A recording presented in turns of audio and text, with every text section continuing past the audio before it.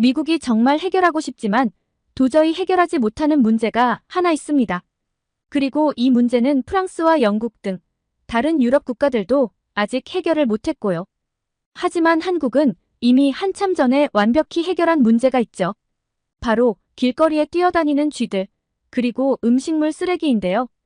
특히 뉴욕의 경우는 쥐들의 왕국이라고 불릴 정도로 길거리에서 흔하게 쥐를 볼 수 있는 탓에 몇 년 전부터 엄청난 민원에 시달리고 있다고 합니다. 다양한 해결 방법을 시도했지만 번번이 실패한 뉴욕은 한국이 이 문제를 이미 한참 전에 완벽히 해결했다는 한 공무원의 이야기에 발칵 뒤집혔다고 합니다. 뉴욕시 의회 의원들이 한국을 배우기 위해 단체로 한국에 오기도 했다는데요. 대체 어떤 사연인지 오늘의 사연 시작합니다. 안녕하세요. 저는 뉴욕시청 환경위생국에서 일하고 있는 레이첼 그린이라고 합니다. 얼마 전 한국 덕분에 시청을 완전 뒤집어 놓았는데 이렇게 한국 분들께 인사를 드리게 되어 기쁘네요. 우선 제가 어떻게 한국에 왔다 갔는지 뭘 배웠는지 이야기를 해야겠죠? 저희 뉴욕시는 최근 몇 년간 정말 큰 골치를 앓고 있었습니다. 바로 쥐 문제인데요. 아마 뉴욕에 오셨던 분들이라면 길거리를 뛰어다니는 크고 통통한 쥐들을 보고 한 번쯤 자지러지게 놀란 적이 있으실 거예요. 사실 이렇게 심하진 않았는데 2년 전과 비교해 쥐 목격 신고가 70%나 증가하며 감당이 안 되는 수준입니다. 제가 일하는 사무실에는 매일같이 쥐 관련 민원이 쏟아집니다. 전화기는 쉴 새 없이 울리고 이메일함은 항의 메일로 넘쳐나요. 사실 이 문제는 뉴욕만의 문제가 아닙니다. 최근 해충방제 회사에서 발표한 가장 쥐가 많은 도시 순위를 보면 우리 뉴욕이 2위를 차지했어요. 로스앤젤레스가 3위, 그리고 시카고는 무려 8년 연속 1위를 차지했죠. 미국의 주요 도시들이 모두 쥐 문제로 고생하고 있는 셈이에요. 원인을 파악해서 제거하면 되지 않냐고 하시겠죠? 하지만 생각처럼 쉽지 않습니다. 이렇게 쥐가 들끓게 된 주요 원인 중 하나가 바로 음식물 쓰레기거든요. 거리에 방치된 음식물 쓰레기가 쥐들의 먹이가 되고 그로 인해 쥐개체 수가 급증하고 있어요. 즉, 우리의 음식물 쓰레기 처리 방식이 이 모든 문제의 근원이라고 할 수 있죠. 사실 우리 뉴욕시의 음식물 쓰레기 처리 시스템은 한마디로 말해서 구식이에요. 대부분의 음식물 쓰레기가 일반 쓰레기와 함께 버려지고 있죠. 이렇게 버려진 쓰레기는 길거리에 오랜 시간 방치되다가 수거차가 와서 한꺼번에 가져갑니다. 그 사이 쥐들은 마음껏 먹이를 찾아 돌아다니는 거죠. 게다가 우리 시민들의 의식도 문제예요. 많은 사람들이 음식물 쓰레기를 분리해서 버리는 것에 무관심하거나 귀찮아합니다. 어차피 다 쓰레기인데 한꺼번에 버리면 되지 뭘 분리해? 라는 태도가 만연해 있죠. 이런 인식이 우리 도시의 쥐 문제를 더욱 악화시키고 있는 거죠. 또한 우리 시의 재활용률도 턱없이 낮습니다. 음식물 쓰레기의 대부분이 그냥 매립되거나 소각되고 있어요. 이는 환경 파괴는 물론이고 결국 우리 시의 재정 부담으로 돌아옵니다. 이런 상황을 개선하기 위해 우리 시에서도 여러 가지 노력을 해왔습니다. 하지만 대부분의 정책이 효과를 보지 못하고 있어요. 시민들의 참여가 저조하고 예산 부족으로 인해 필요한 시설을 갖추지 못하고 있고요. 사실 시청 내에서는 음식물 쓰레기를 어떻게 해결해야 할지 감을 못 잡고 있다 보니 쥐를 일단 잡는 데 혈안이 되어 있거든요. 애시당초 근본적인 해결책은 아니고 쥐는 잡아도 계속 튀어나오고 그러다 보니 시달리는 건 공무원들이에요. 다양한 분들이 항의를 하지만 특히 힘든 건 상인들의 항의입니다. 얼마 전에는 한 유명 레스토랑 주인이 시청으로 찾아와 고래고래 소리를 지르더라고요. 관광객들이 식사 중에 쥐를 보고 항의를 했다면서 말이에요. 그 순간 저는 정말 땅 밑으로 꺼지고 싶었죠. 그 레스토랑 주인의 눈에서는 분노와 절망이 동시에 보였어요. 이 문제를 정부가 해결하지 못해서 뉴욕의 명성에 먹칠을 하고 있다는 그의 말이 가슴에 콕 박혔습니다. 위에서는 어떻게 해서든 해결책을 만들어 보라고 하지. 뭘 해보려고 해도 사람들은 따라주지 않지. 답답한 마음에 인터넷만 클릭하고 있던 어느 날이었어요. 아주 우연히 워싱턴 포스트 기사를 보게 되었습니다. 한국은 음식물 쓰레기의 98%를 재활용한다는 제목이 제 눈을 사로잡았죠. 처음에는 반신반의했어요. 설마 그게 가능할까? 하며 지나치려는데 같이 딸려있는 1분짜리 영상이 있는 거예요. 그 영상을 클릭한 순간 저는 그대로 멈췄습니다. 그리고 뭐에 홀린 듯 스크롤을 내렸죠. 기사에 따르면 한국은 2005년부터 음식물 쓰레기를 매립하는 것을 금지했다고 해요. 그 이후로 한국은 음식물 쓰레기 처리에 혁명적인 변화를 이뤄냈고 현재 한국의 음식물 쓰레기 재활용률은 놀랍게도 98%에 달한다고 합니다. 말도 안 되는 수치였습니다. 거의 모든 음식물 쓰레기가 다시 자원으로 활용된다니? 이 문제는 제가 알기로 미국뿐 아니라 유럽의 그 어떤 국가도 해결하지 못한 문제인데 자존심이 상했습니다. 찬찬히 읽어보며 처음으로 놀란 건 한국의 음식물 쓰레기 수거 시스템이었어요. 많은 아파트에 스마트 음식물 쓰레기통이 설치되어 있는데 주민들이 카드를 찍고 음식물 쓰레기를 버리면 무게를 재서 요금을 부과하는 시스템을 가지고 있다고 설명하고 있었죠. 그리고 이런 시스템 덕분에 사람들이 음식물 쓰레기를 줄이려고 노력을 기울이고 있다고 했습니다. 게다가 수거된 음식물 쓰레기는 다양한 방식으로 재활용된다고 하더군요. 동물 사료나 퇴비로 만들어지기도 하고 바이오가스를 생산하는 데 사용되기도 한대요. 심지어 일부는 비누의 원료로도 쓰인다고 하더라고요. 정말 창의적이지 않나요? 정말 큰 회의감이 들었던 게 이미 이렇게 완벽하게 해결한 나라가 있는데 왜 미국은 한국을 배울 생각을 하지 않았을까요? 그리고 한국이 이렇게 오래전부터 이렇게 처리할 동안 미국은 왜 이런 비슷한 시도도 해볼 생각을 못했을까요? 뉴욕은 비교하기도 부끄러운 처참한 수준인 것이 다시 떠올랐습니다. 음식물 쓰레기 재활용률이 고작 1%도 안 되는 수준이거든요. 대부분의 음식물 쓰레기가 그냥 매립되고 있죠. 당장 한국을 배워와야겠어. 라고 중얼거리며 기사를 스크랩하는데 마지막 문단이 쏙 들어왔습니다. 기사는 한국의 성공 비결이 단순히 기술적인 것만이 아니라고 지적하고 있었는데요. 한국 정부의 강력한 정책과 시민들의 적극적인 참여가 있었기에 가능했다는 거죠. 특히 어릴 때부터 시작되는 환경교육이 중요한 역할을 했다고 해요. 이 기사를 읽으면서 저는 우리 뉴욕이 나아가야 할 방향을 볼 수 있었어요. 단순히 쥐를 잡는 것이 아니라 근본적으로 우리의 쓰레기 처리 방식을 바꿔야 할 것 같았습니다. 그리고 그 변화는 정부의 노력만으로는 부족해요. 시민 모두의 참여와 의식 변화가 필요하다는 걸 깨달았습니다. 그러려면 한국을 배워야 할 텐데 한국을 배우려고 시도한 나라들이 없을까? 궁금해졌습니다. 인터넷을 뒤져보니 이런 한국의 음식물 쓰레기 처리 시스템에 대해서 영국도, 프랑스도 이미 앞다투어 보도를 하고 있었어요. BBC에서는 한국은 어떻게 음식물 쓰레기 전쟁에서 승리했나라는 제목으로 4분짜리 영상을 만들었는데 서울의 한 아파트 단지에 설치된 스마트 음식물 쓰레기통을 자세히 보여주더라고요. 워싱턴 포스트에서 말한 바로 그 통이군. 중얼거리며 영상을 시청했습니다. 주민들이 실제로 이 통을 사용하는 모습도 보여줬는데 한 주민이 음식물 쓰레기가 담긴 봉투를 들고 와서 자신의 카드를 통에 갖다 대니까 마술처럼 뚜껑이 열렸어요. 그리고 음식물 쓰레기를 넣고 다시 카드를 대자 통이 쓰레기의 무게를 측정하고 요금을 계산하는 거예요. 영상에서는 이 시스템이 RFID 기술을 사용한다고 설명했어요. 각 가정마다 고유의 카드가 발급되어 누가 얼마나 많은 음식물 쓰레기를 버리는지 정확히 추적할 수 있다고 하더라고요. 더 놀라운 건 이 시스템 덕분에 한국의 음식물 쓰레기 양이 크게 줄었다는 거예요. 영상에 따르면 이 시스템을 도입한 지역에서는 음식물 쓰레기 양이 30%나 감소했대요. 사람들이 버리는 쓰레기의 양에 따라 요금을 내야 하니까 자연스럽게 쓰레기를 줄이려고 노력하게 된 거죠. 한국 정부는 무려 2005년부터 음식물 쓰레기의 매립을 전면 금지했고 2013년부터는 전국적으로 음식물 쓰레기 종량제를 실시했으며 수거된 음식물 쓰레기는 거대한 기계를 통해 처리되고 있었습니다. 이렇게 처리된 음식물 쓰레기는 퇴비나 사료, 심지어 바이오가스로 재탄생하고요. 또 시민들이 굉장히 협조를 잘해줘서 이제는 전국적으로 당연한 일이 되었다고 하더라고요. 프랑스 24의 보도 역시도 마찬가지였습니다. 제가 놀란 한국의 시스템에 대해 영국도 프랑스도 똑같이 감탄하고 있더라고요. 프랑스 24의 보도에서 특히 인상 깊었던 건 한 한국 주부의 인터뷰였어요. 그녀는 처음에는 어려웠지만 이제는 습관이 되어 전혀 불편하지 않아요. 오히려 환경을 위해 뭔가를 하고 있다는 생각에 뿌듯해요라고 말하더라고요. 그 말을 들으면서 저는 가슴이 뭉클해졌어요.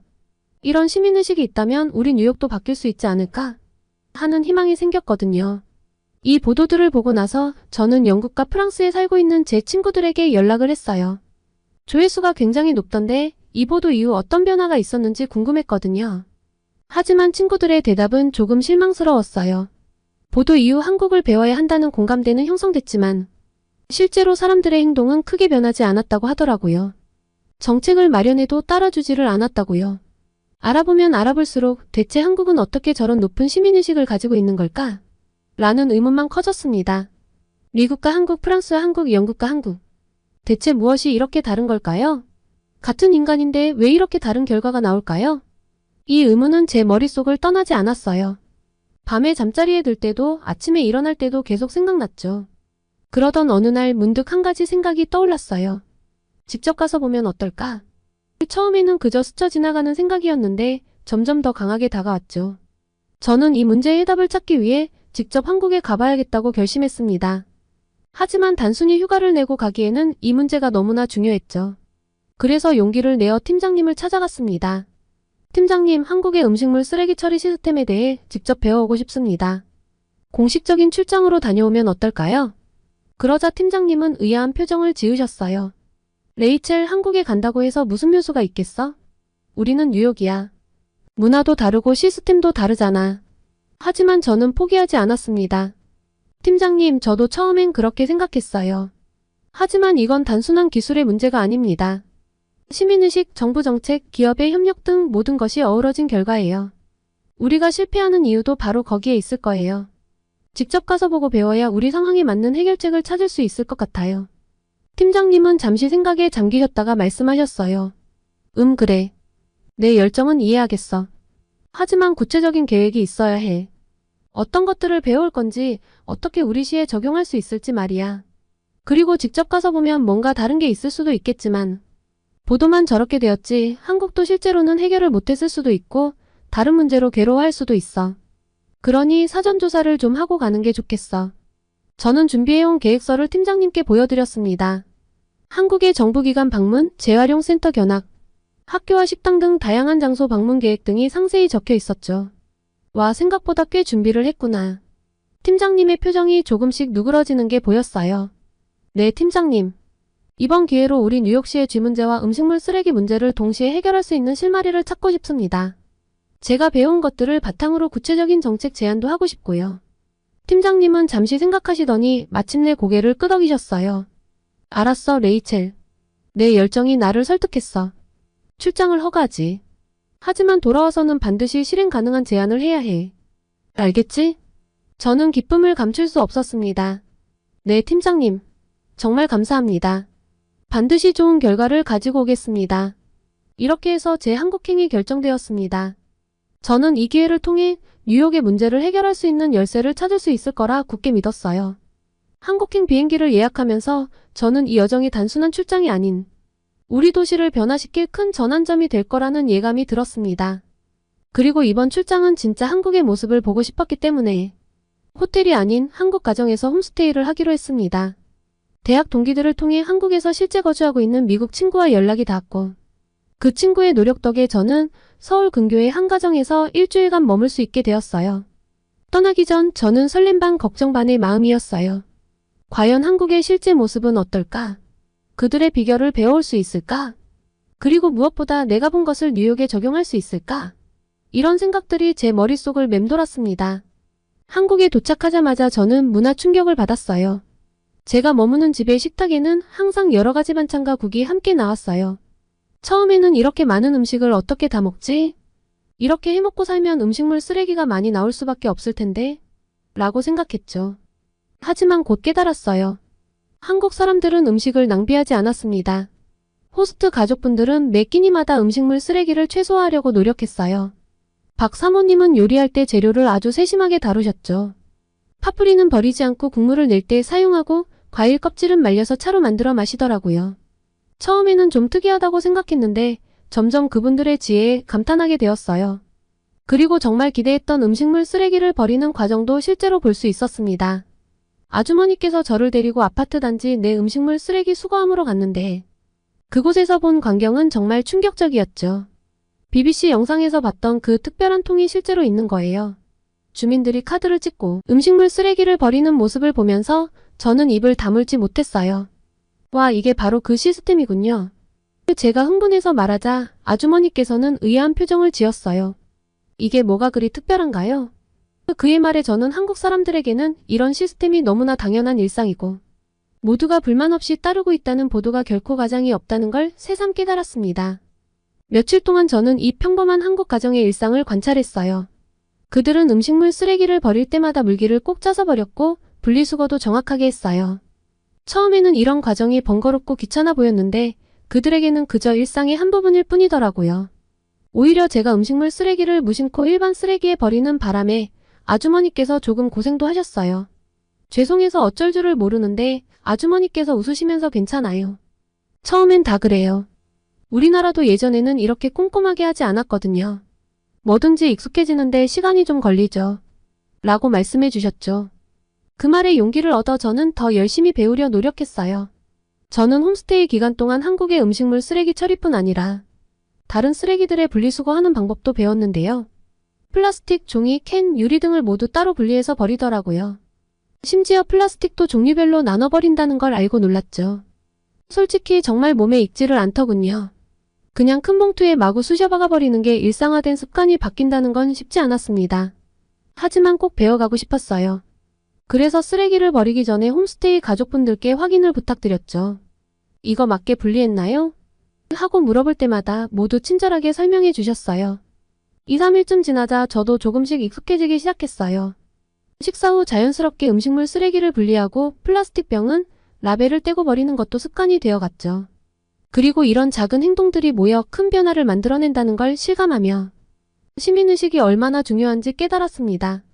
놀랍게도 한국은 가정집뿐만 아니라 일반 식당들도 너무나 협조적이었거든요. 홈스테이 가족분들과 함께 근처 한식당을 찾았을 때의 일이었어요. 불고기와 비빔밥 그리고 여러 가지 반찬들이 나왔죠. 처음엔 이렇게 많은 음식을 어떻게 다 먹을까 걱정했는데 놀랍게도 거의 다 비워졌어요. 그래도 약간의 잔반은 남았죠. 남은 잔반을 바라보며 저는 식당에서 음식물 쓰레기를 어떻게 처리하는지 궁금해졌어요. 그래서 주인분께 여쭤봤죠. 주인분은 친절하게 주방으로 안내해 주셨어요. 우리도 가정집과 똑같아요. 음식물 쓰레기는 따로 모아서 처리하죠. 주방 한쪽에는 큰 통이 있었는데 그곳에 음식물 쓰레기를 모으고 있었어요. 주인분은 설명을 이어갔어요. 매일 저녁 가게 마감을 할 때 이걸 밖에 있는 수거함에 버려요. 그러면 새벽에 수거업체에서 가져가죠. 가정집뿐만 아니라 전국의 모든 음식점은 항상 이렇게 분리수거를 합니다. 마침 그때 주방 직원이 음식물 쓰레기를 버리러 나가는 걸 볼 수 있었어요. 호기심에 저도 따라 나갔죠. 식당 뒤편에 있는 수거함은 제가 아파트에서 봤던 것과 비슷했어요. 직원은 익숙하게 큰 플라스틱 통에 음식물 쓰레기를 부었고 아무렇지 않게 돌아와 다시 일을 하더군요. 와, 정말 모든 곳에서 이렇게 하는군요. 음식점 사장님께서 웃으며 말씀하셨어요. 그럼요. 식당이나 카페 같은 곳은 오히려 더 철저히 관리해요. 음식물 쓰레기 배출량이 많으니까요. 법적으로도 더 엄격하게 규제하고 있죠. 그 순간 저는 한국의 음식물 쓰레기 관리 시스템이 얼마나 체계적이고 전방위적인지 다시 한번 깨달았어요. 가정에서부터 식당, 카페 등 모든 곳에서 이렇게 철저히 관리하니 98%라는 높은 재활용률이 가능한 거구나 싶었죠. 이걸 믿지 못했던 제 모습이 그저 부끄러울 뿐이었습니다. 식당에서 나오면서 저는 이런 시스템이 뉴욕 전역에 도입된 모습을 상상해봤습니다. 물론 쉽지 않겠지만 이렇게 체계적으로 관리한다면 우리의 쥐 문제도 크게 개선될 수 있을 텐데요. 미국 사람들이 한국인들처럼 이렇게 전부 협조해준다면 얼마나 좋을까요? 이렇게 분리수거 시도를 안 해본 건 아닌데 다들 귀찮아하고 좀 이기적인 면모들을 보여서 실망을 많이 했는데 한국인들의 진짜 속내가 궁금했습니다. 그래서 아주머니께 여쭤봤어요. 이렇게 꼼꼼하게 쓰레기를 관리하는 게 불편하지 않으세요?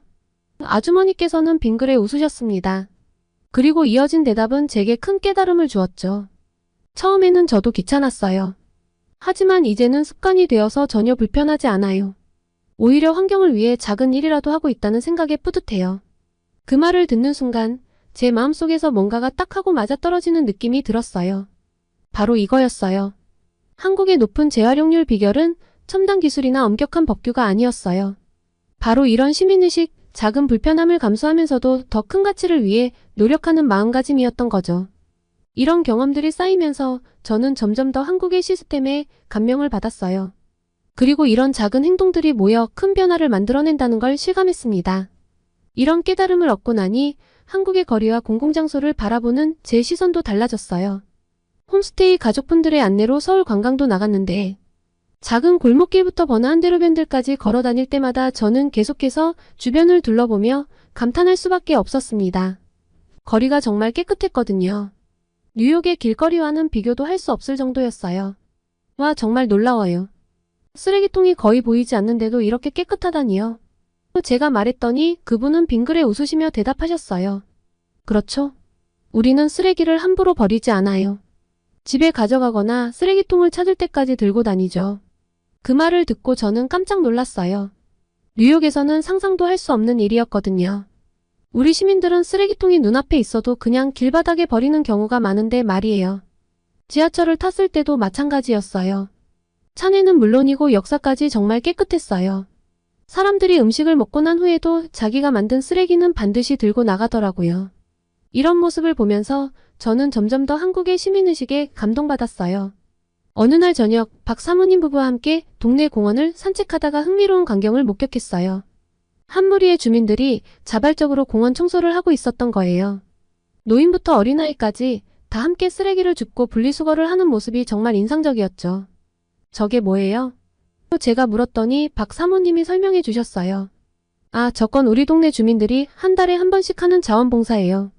우리가 사는 곳은 우리가 깨끗이 해야 한다고 생각하거든요. 그 말을 듣는 순간 저는 가슴이 뭉클해졌어요.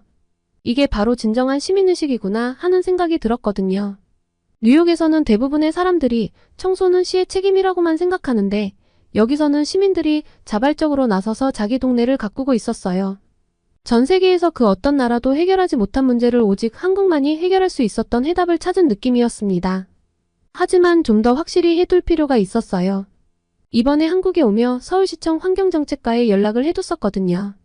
제가 찾은 것이 정말 정답이 맞는지 마지막으로 확인할 차례였습니다.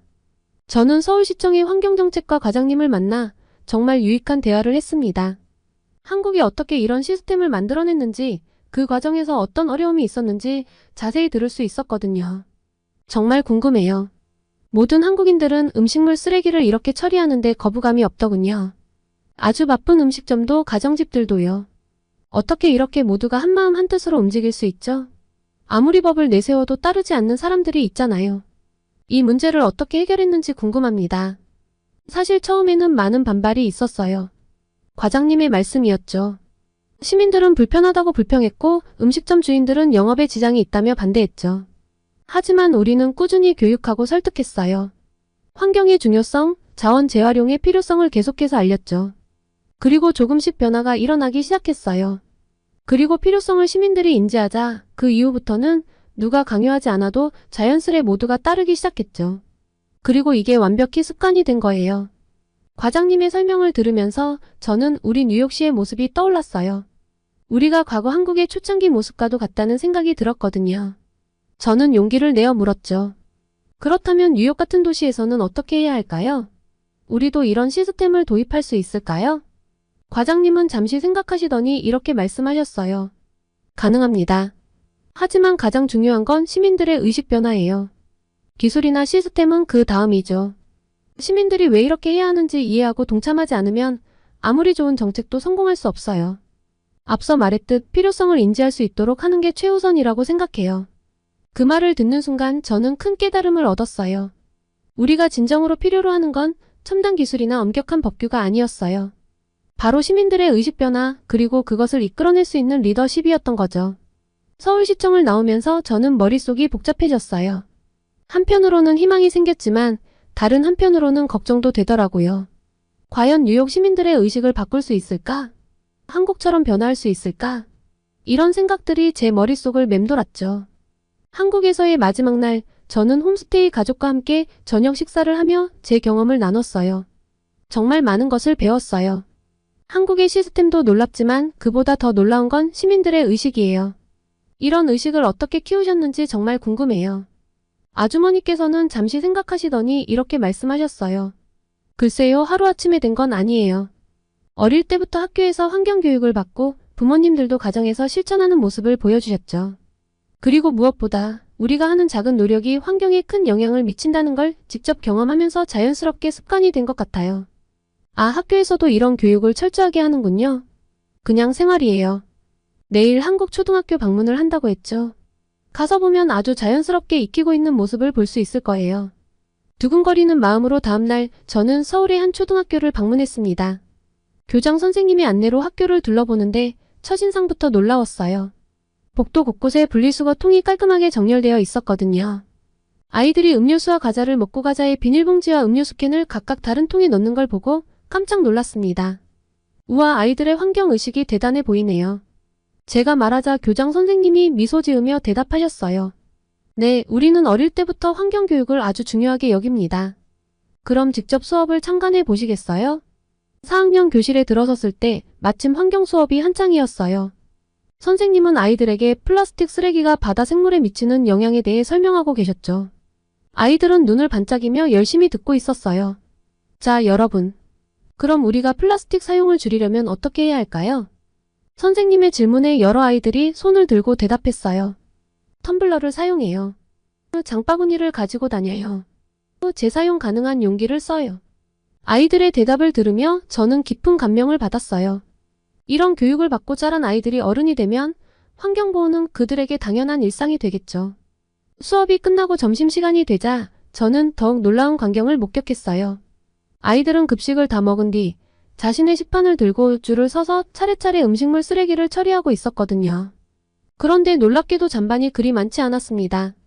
아이들이 거의 잔반을 남기지 않네요. 어떻게 이렇게 하고 있을까요? 제가 물었어요. 교장 선생님이 설명해 주셨어요. 이건 잔반 적게 남기기 캠페인의 일환이에요.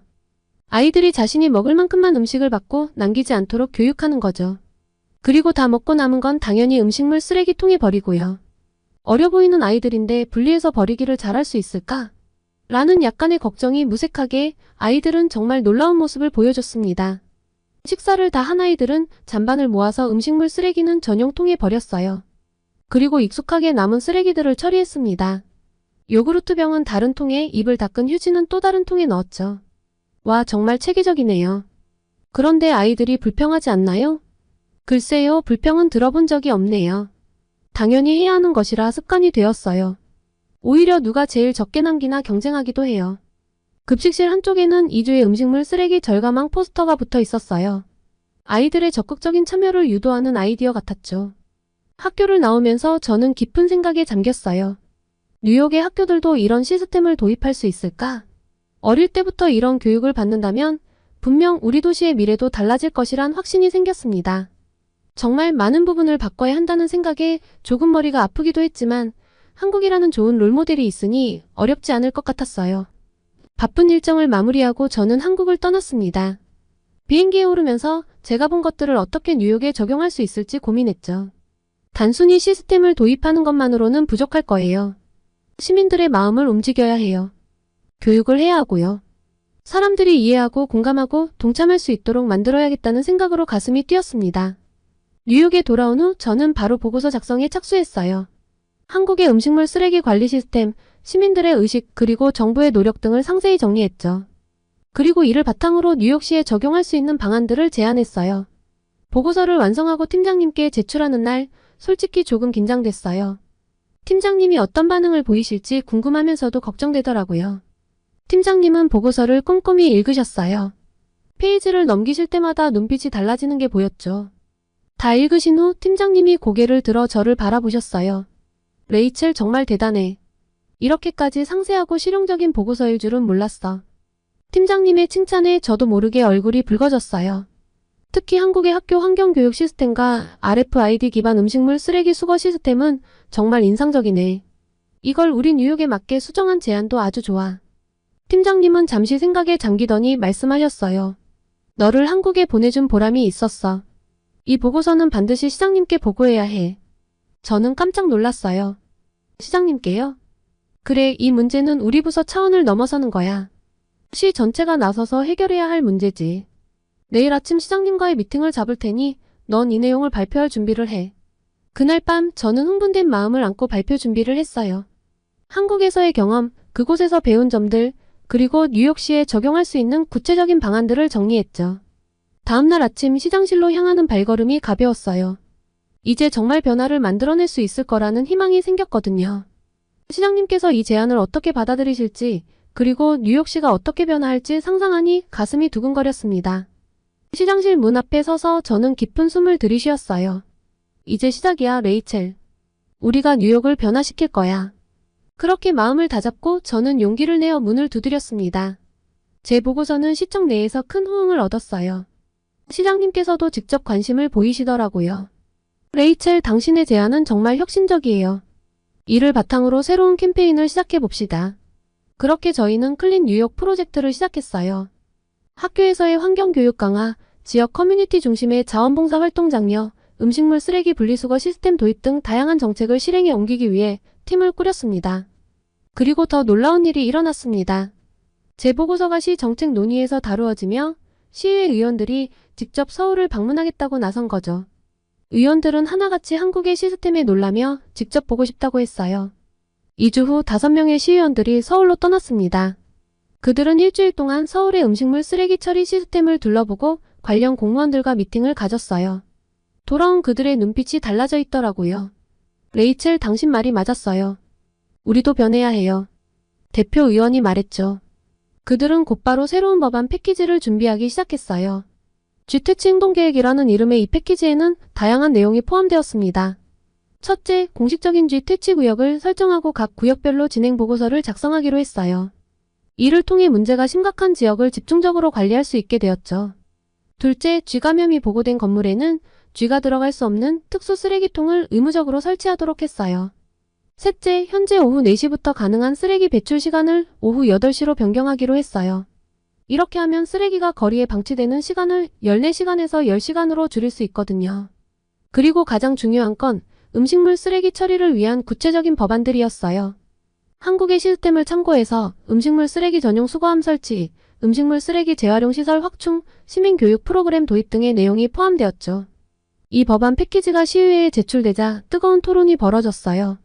일부 의원들은 너무 급진적이라며 반대했지만 서울을 다녀온 의원들의 설득으로 결국 통과되었죠. 저는 이 모든 과정을 지켜보면서 가슴이 뭉클해졌어요. 제가 한국에서 보고 느낀 것들이 이렇게 큰 변화로 이어질 줄은 몰랐거든요. 물론 이제 시작일 뿐이에요. 앞으로 이 법안들을 실제로 실행하고 시민들의 참여를 이끌어내는 것이 더 큰 과제겠죠. 아주 우연히 워싱턴 포스트의 신문기사를 본 것이 이렇게 큰 변화를 만들어낸 것처럼 제 움직임 하나가 뉴욕의 변화를 바꿀 수 있다고 믿습니다. 물론 한국 사람들 같은 시민의식을 뉴욕 사람들이 가지려면 한참 걸릴 수도 있겠지만 해낼 수 있을 거라고 생각해요. 너무 뒤늦게 쫓아가는 것 같지만 최대한 잘 쫓아갈 수 있도록 최선을 다해보려고 합니다. 한국 분들의 많은 응원 부탁드려요. 오늘은 미국 뉴욕시의 공무원이 워싱턴 포스트지에 소개된 한국의 음식물 쓰레기 처리 방식에 대한 영상을 보고 한국을 배우고자 노력하고 있는 사연을 소개해드렸습니다. 오늘의 사연이 마음에 드셨다면 구독과 좋아요를 눌러주세요. 여러분의 구독과 좋아요는 계속해서 좋은 사연을 소개할 수 있는 힘이 됩니다. 이상 감동저장소였습니다.